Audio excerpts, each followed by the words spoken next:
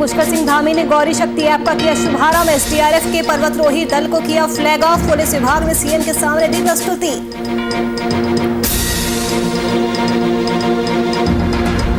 नैनीताल दौरे पर CM Pushkar Singh Dhami. BJP कार्यकर्ताओं को दिया जीत का मंत्र। मां नैना देवी मंदिर में सीएम ने की पूजा अर्चना।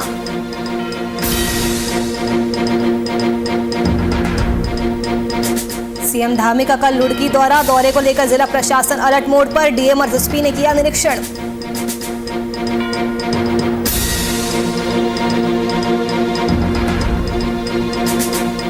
देहरादून में आप कार्यकर्ताओं ने मंत्री देखा आर्य का फूका पुतला। बेरोजगारों के साथ छलावा होने की कई बात। 25,000 लेकर कर्नल को सुरक्षा गार्ड की मिली थी नौकरी।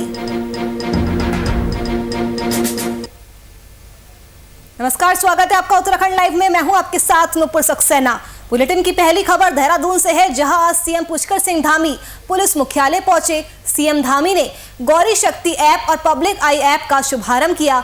इसके साथ ही गंगोत्री प्रथम पर्वत शिखर समिट करने जा रहे एसडीआरएफ के पर्वतारोही दल को फ्लैग ऑफ किया। वहीं इस दौरान पुलिस विभाग ने सीएम धामी के सामने विभाग द्वारा किए गए कार्यों और भविष्य की कार्य योजनाओं की प्रस्तुति भी दी।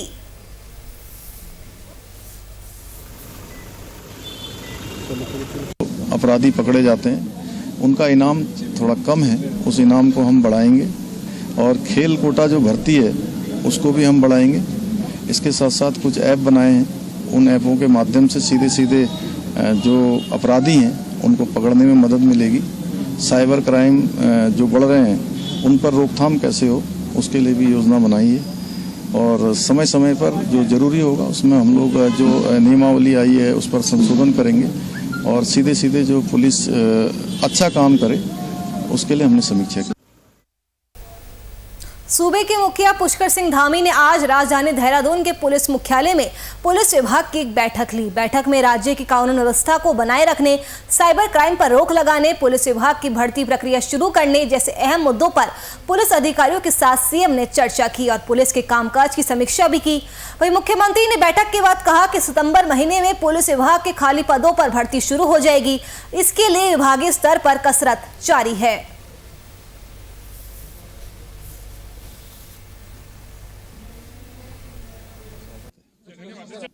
हमारी पुलिस और ज़्यादा अच्छा काम करे और जवाबदेही से काम करे।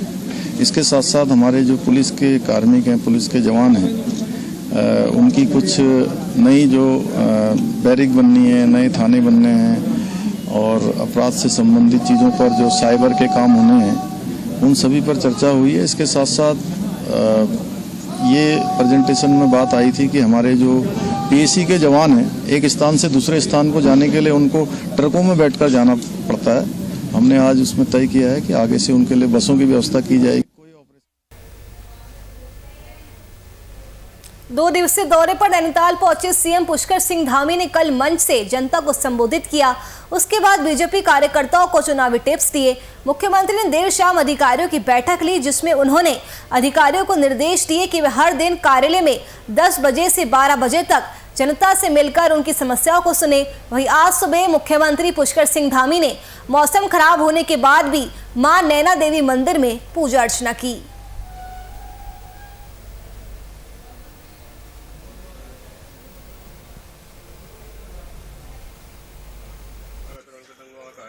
चारधाम यात्रा नहीं होने के कारण से बहुत सारा हमारा जो जनजीवन है पूरी तरह से अस्त व्यस्त हो गया है और बहुत सारे लोगों की आजीविका उससे जुड़ी हुई है। हजारों लाखों लोग जो है यात्रा के कारण से अपना घर परिवार चलाते हैं। उसको लेकर हम लोग बहुत ज़्यादा गंभीरता से सारी चीज़ों को ले रहे हैं और हम लोगों का प्रयास पहले से रहा है। और चूँकि माननीय न्यायालय में विचाराधीन होने के कारण से हम लोग माननीय न्यायालय में ही उसकी पैरवी कर रहे हैं। सीएम धामी के पहली बार रुड़की आगमन को लेकर प्रशासन पूरी तरह से अलर्ट मोड पर है और इसी कड़ी में आज जिला अधिकारी हरिद्वार और वरिष्ठ पुलिस अधीक्षक हरिद्वार ने रुड़की के नेहरू स्टेडियम का निरीक्षण किया और व्यवस्थाओं का जायजा भी लिया। इस दौरान नगर विधायक प्रदीप बत्रा भी मौजूद रहे। आपको बता दें कि 10 सितंबर को सीएम धामी रुड़की आ रहे हैं।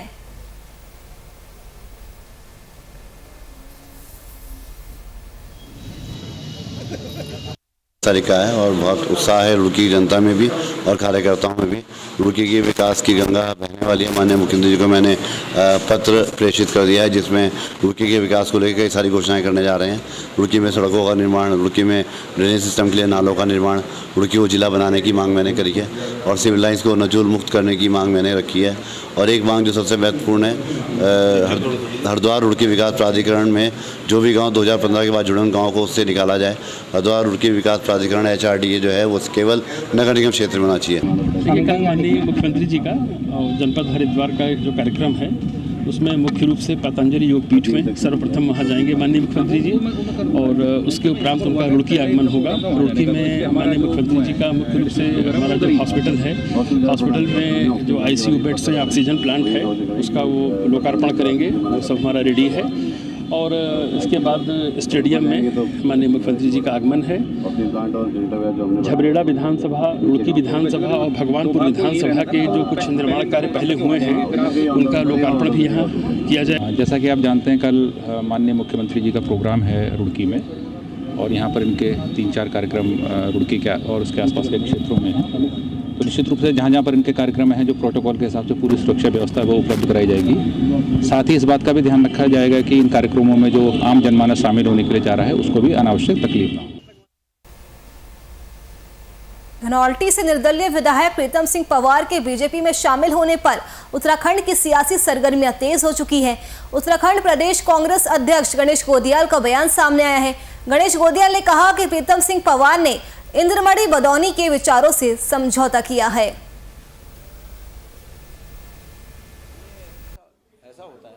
नहीं, वो सेंधमारी का क्या प्रश्न है, वो हमारी पार्टी में नहीं थे और कभी वो इंद्रमणि बडौनी जी की भावनाओं पर चलने की बात करते थे। मैं समझता हूँ कि इंद्रमणि बडौनी जी की भावनाएं, उनके विचार हमारी पार्टी कांग्रेस से बहुत नज़दीक थे। लेकिन अब प्रीतम पवार जी ने निर्णय किया है तो ये उनकी इच्छा है, मैं उस पर कुछ नहीं कहना चाहता। लेकिन कहीं ना कहीं इंद्रमणि बडौनी जी के विचारों से और उनकी जो थीम थी, उनके जो रास्ते थे, उन रास्तों से हमारे भाई ने कहीं ना कहीं कॉम्प्रोमाइज़ किया। ऐसा होता है ना।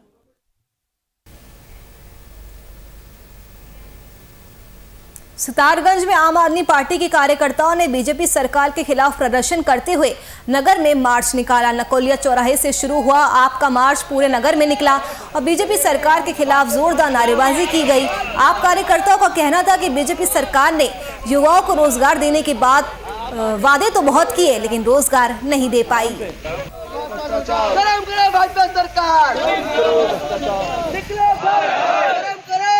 रोजगार के वादे के बदले मिल रहे धोखे के खिलाफ आज आम आदमी पार्टी सरकार सड़कों पे है।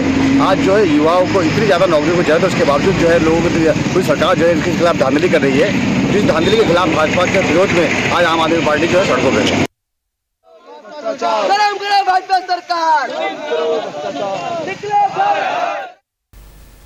वहीं आम आदमी पार्टी के कार्यकर्ताओं ने आज देहरादून में मंत्री रेखा आर्या का पुतला फूंका। आप कार्यकर्ताओं का आरोप है कि बीजेपी सरकार में लगातार बेरोजगारों के साथ छलावा हो रहा है, क्योंकि रोजगार उन लोगों को नहीं मिल रहा है जो काबिल है, सिर्फ उन्हें ही नौकरी मिल रही है जो पैसे दे सकते हैं। बताते चले कि 2 दिन पहले ही आपके सीएम उम्मीदवार कर्नल अजय कोटियाल ने एक एजेंसी के माध्यम से चौकीदार की नौकरी हासिल की थी और सचिवालय के गेट पर इसको लेकर प्रदर्शन किया गया था कि कैसे पैसे देकर किसी को भी इस सरकार में नौकरी मिल जाती है। सरकार नहीं चलेगी, नहीं चलेगी, संघर्ष करो। भारतीय जनता पार्टी की सरकार के संरक्षण में रोजगार घोटाला चल रहा है। आपको अभी पता चला होगा कि कर्नल कोटियाल जी स्वयं चंपावत की एक A² नामक कंपनी में जिनको चौकीदार की नियुक्ति दी गई 25,000 रुपये की रिश्वत लेकर, और ये विभाग रेखा आर्या जी के अंतर्गत आता है। अभी एक और तथ्य हमने आपके सामने प्रस्तुत किया था कि सीएम हाउस में एक नियुक्ति पीयूष अग्रवाल नामक लड़के की हुई है। उसके 2 दिन बाद वो नियुक्ति किसी कारणवश रद्द कर दी गई। हम ये पूछना चाहते हैं वो पीयूष अग्रवाल कौन है। संघर्ष करो, कोटियाल जी संघर्ष बंद करो। श्री बद्रीनाथ धाम की यात्रा को सुचारू करने की मांग और बद्रीपुरी में चल रहे आंदोलन को समर्थन देने को लेकर अब आम आदमी पार्टी ने भी पहल तेज कर दी है। आप देख सकते हैं तस्वीरें जिसमें बद्रीनाथ नेशनल हाईवे के पांडुकेश्वर बैरियर पर आप कार्यकर्ता कैसे अनोखे ढंग से भारी बारिश में कैबिनेट मंत्री धन सिंह रावत और उनके बारिश रोकने वाले ऐप की याद दिलाते हुए यात्रा खोलने की मांग पर प्रदर्शन कर रहे हैं। तो वही पुलिस ने बैरिकेडिंग लगाकर आप कार्यकर्ताओं को रोका, जिस पर यहां पर पुलिस और आप कार्यकर्ताओं के बीच तीखी झड़प देखने को मिली।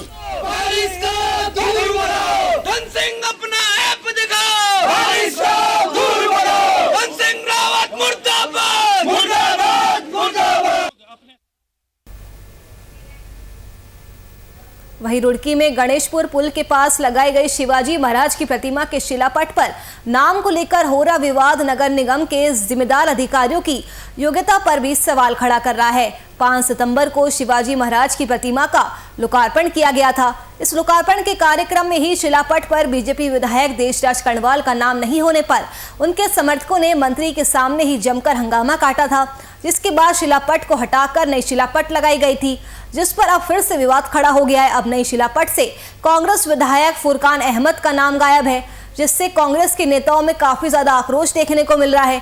कांग्रेस के वरिष्ठ नेता हंसराज सचदेवा ने आरोप लगाया कि 3 बार शिलापट को बदला जा चुका है। नगर निगम जनता के पैसों की बर्बादी कर रहा है।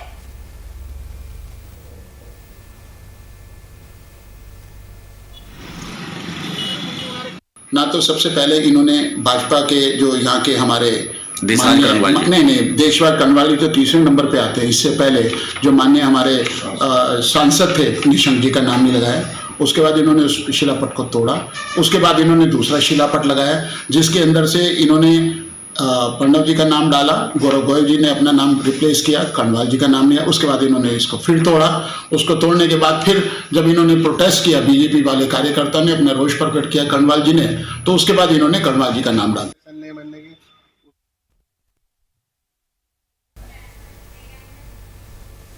रुड़की में देहरादून हाईवे पर डबल आर्म स्ट्रीट लाइट को चालू होते हुए कई महीने बीत चुके हैं। आपको बता दें, कई महीने बाद अब इन लाइटों का लोकार्पण करने के लिए 10 सितंबर को खुद मुख्यमंत्री पुष्कर सिंह धामी रुड़की पहुंच रहे। और हैरानी की बात यह है कि मुख्यमंत्री के इस लोकार्पण के चलते नगर निगम के अधिकारियों ने पिछले कई दिनों से इन लाइटों को बंद करके शहर के लोगों को लाइट से मिल रही सुविधा से वंचित कर रखा है। ये सभी आरोप कांग्रेस के वरिष्ठ नेता आशीष सैनी ने प्रेस कॉन्फ्रेंस कर लगाए हैं।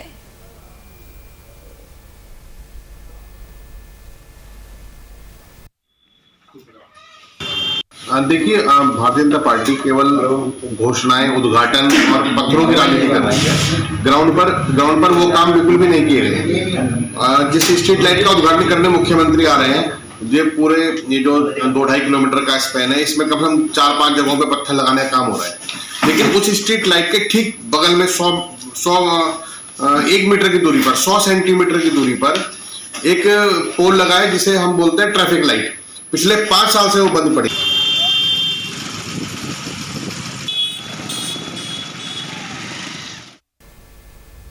बीजेपी सरकार द्वारा बंद की गई कई समाज कल्याण योजनाओं से अनुसूचित जाति वर्ग को हो रही समस्याओं को लेकर कांग्रेस के पूर्व विधायक राजकुमार ने समाज कल्याण विभाग का घेराव किया और समाज कल्याण अधिकारी को ज्ञापन भी सौंपा। उन्होंने कहा कि पिछली कांग्रेस सरकार द्वारा चलाई गई योजनाओं को समाज कल्याण विभाग के द्वारा बंद कर दिया गया है।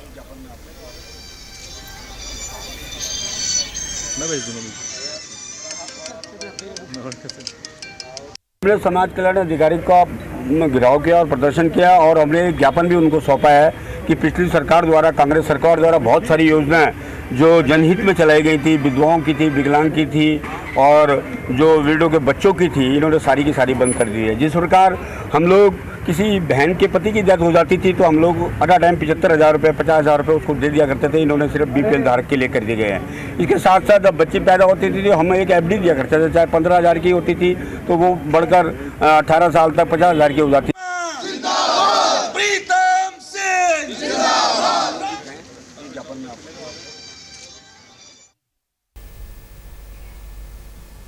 उत्तराखंड का एक और वीर जवान देश के लिए शहीद हो चुका है। पौड़ी के पाबो ब्लॉक के मनदीप सिंह नेगी देश की रक्षा करते हुए शहीद हो गए।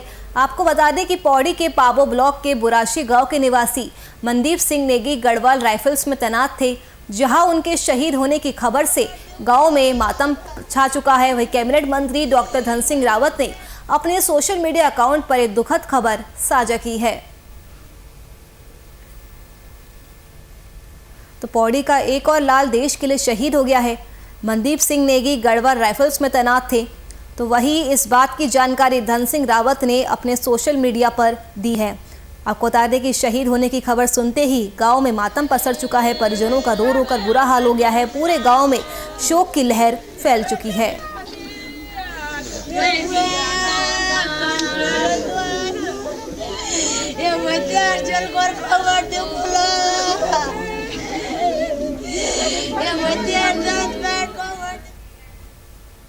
रानी पोखरी पुल क्षतिग्रस्त होने के बाद अन्य मार्ग की व्यवस्था की गई है, जिसमें पाइपों की मदद से पुल भी बनाया गया है। पर आए दिन जाखन नदी में बढ़ रहे जलस्तर की वजह से ये पुल बार बार क्षतिग्रस्त हो जाता है, जिसके चलते आवाजाही भी बंद हो जाती है।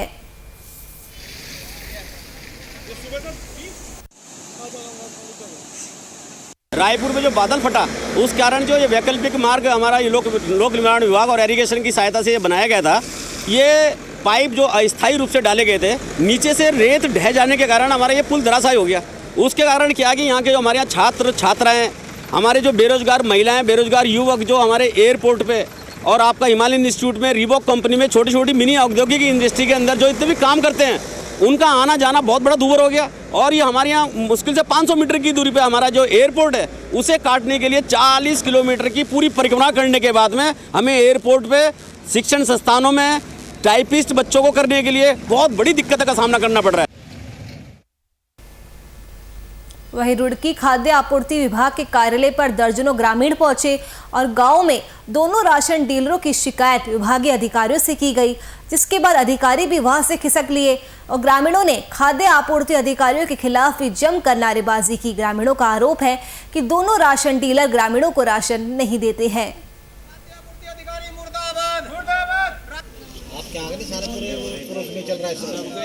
राशन डीलर को लेकर हम लोग यहाँ पे आए हुए हैं। राशन डीलर ने गांव में इतना अत्याचार किया हुआ है कि लोगों का राशन जो है ब्लैक कर रहे हैं। इस वजह से लोग परेशान हो गए, घरों में लोगों को खाने के नहीं है और ये लोग परेशान कर रहे हैं। मजदूर तबके के आदमी उनको चक्कर कटवाते रहते हैं, धमकियाँ देते हैं कि जो तुम्हारे से कर लो, जो तुम्हारे से करना कर लो, कोई दिक्कत नहीं है, हमारा कोई कुछ नहीं बिगाड़ सकता। ये राशन लेने के लिए जाते हैं, राशन मना कर देते हैं और कितनी बार कुछ बोले हैं कि तुम्हारा राशन है ही नहीं, और वहाँ पर जाकर बोलते देखते हैं तो पूरी है। तो ऐसा तो कब तक चलेगा? गरीब जनता के क्यों बनाए राशन कार्ड? ये राशन नहीं दे रहे हैं।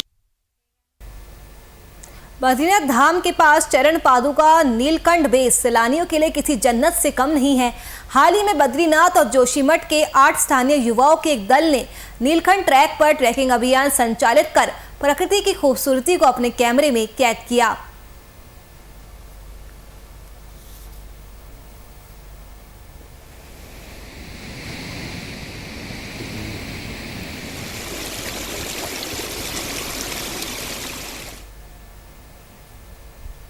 इस साल हिमालय दिवस पर उच्च हिमालय क्षेत्रों में अलग तरह की सुंदरता साफ दिखाई दे रही है। दरअसल कोरोना काल के चलते इंसानी गतिविधियां कम होने की वजह से गढ़वाल हिमालय क्षेत्र अपने पुराने स्वरूप में वापस लौट रहा है। जहां पहले जनजीव और अल्पाइन पुष्प कम दिखते थे, वहीं अब निचले क्षेत्रों में भी आसानी से विचरण करते नजर आ रहे हैं।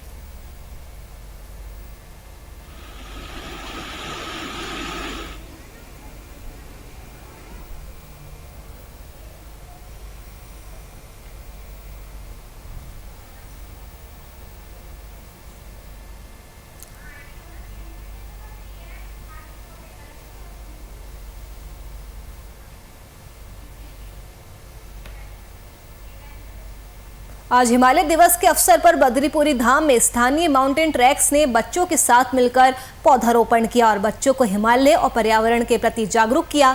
अपने स्तर पर हिमालय बचाने का बीड़ा उठाया गया है। कोशिश करेंगे कि जो भी गतिविधियां हम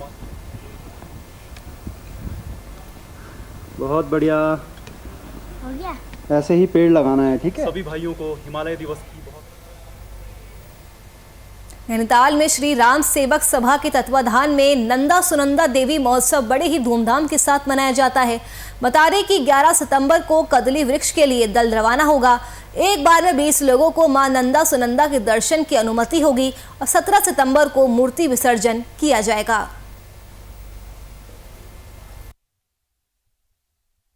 जोलीकोट के सड़ियाताल गांव है, वहां से हम इसको लेके आएंगे। 11 तारीख को जो है कदली वृक्ष का जो हमारा दल है उसको लेने जाएगा और 12 तारीख को हम उसको नैनीताल वापस लाएंगे।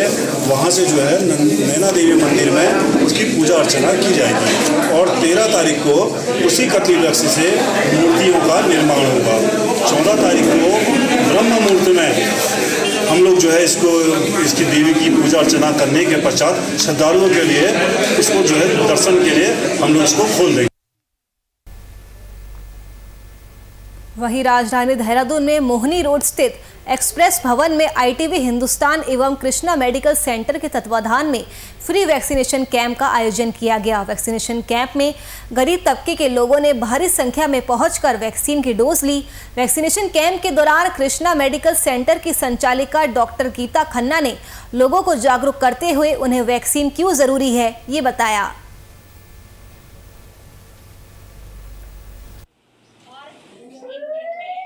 घर घर, बस्ती बस्ती, शहर शहर हम वैक्सीन सरकार की तरफ से लेकर सब लोग पहुंच रहे हैं। सामाजिक संस्था होने के नाते समर्पण ने भी इसी ध्येय को आगे बढ़ाया और इस जिम्मेवारी को हम निभाने की कोशिश कर रहे हैं। पहले हम अर्बन PHCs पे पर वो सरकारी कार्यक्रम के तहत, और अब सरकार ने अपनी रीच और बढ़ाई है और हम लोगों को इंडिपेंडेंटली कैंप्स ऑर्गेनाइज करने के लिए बोला।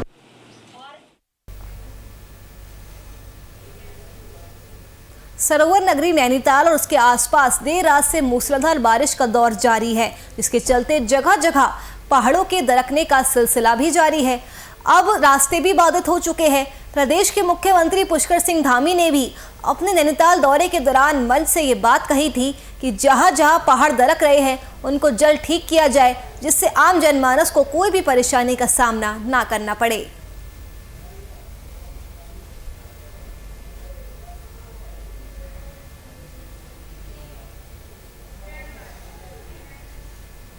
जसपुर के ग्राम पतरामपुर क्षेत्र में गुलदार का आतंक लगातार जारी है, जो अब तक कई लोगों को घायल भी कर चुका है, जिसके बाद अब वन विभाग की गहरी नींद भी टूट चुकी है। आबादी वाले क्षेत्र में अपने प्रचार वाहन से लोगों से वन विभाग ने अपने घरों में ही रहने की अपील की है। वहीं वन क्षेत्र अधिकारी राजेंद्र सिंह ने बताया कि गुलदार को पकड़ने के लिए ट्रैप कैमरे और 3 जगहों पर पिंजरे भी लगाए गए हैं। साथ ही विभागीय कर्मचारियों की रात्रि गश्त भी बढ़ा दी गई है। जी हम अपने खेतों पर जाने में भी परेशान हैं। गुलदार दिन में भी दिखाई देता है और ये वन विभाग की टीम आती है चली जाती है, गुलदार पकड़ में आ नहीं रहा है। यहाँ दहशत बहुत फैली हुई है। हम तो यही चाहते हैं कि ये पकड़े जाए तो अच्छा है। हम गोद तूड़े से भी परेशान हैं अपने खेतों में जाने से। जैसे मादा गुलदार जो है अपने बच्चों के साथ घूम रही है, वो सड़क पार करते समय जो पब्लिक है उन पर झपटने की कोशिश कर रही है, तो उसके लिए पिंजरे लगाने की तैयारी चल रही है अनुमति लेकर, और तथा वो क्या कहते हैं रात्रि गश्त 24 घंटे दिन और रात की दोनों की गश्त चलाई जा रही है ताकि कोई अप्रिय घटना न घट सके। 2 जगह पर उसका मेन पॉइंट है, शमशान घाट और उधर निजामगढ़ की तरफ को, तो वहाँ पर अभी पिंजरे लगाए जा रहे हैं। कल से लगातार गुलदार हमला कर रहा है।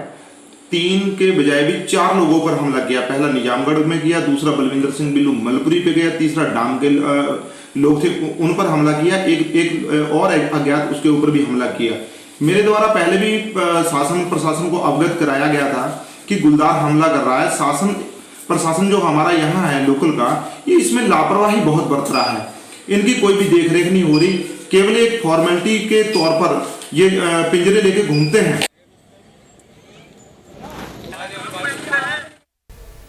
चलिए फिलहाल के लिए उत्तराखंड लाइव में मेरे साथ बस इतना ही। देश और दुनिया की तमाम खबरों के लिए आप बने रहिए हमारे साथ। नमस्कार।